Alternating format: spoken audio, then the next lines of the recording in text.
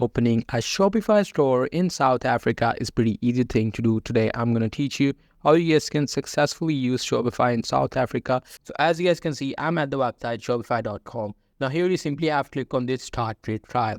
Now here you simply have to click on this I'm just starting. Here you have to click on this next. And here you have to select whatever the place that you are creating. Suppose I want to create an online store. I'm just going to select that option and I'm going to click on next.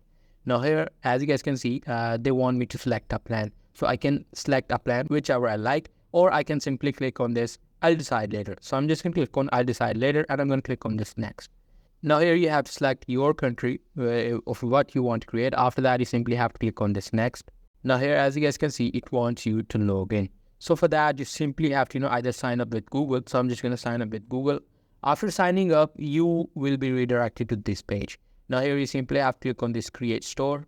Now here you are at the home page of the Shopify. So you just need to set up your store however you want to do. So for that, you need to start setting up. As you guys can see, it contains the order, the products, all the things. And you have to select on this online store.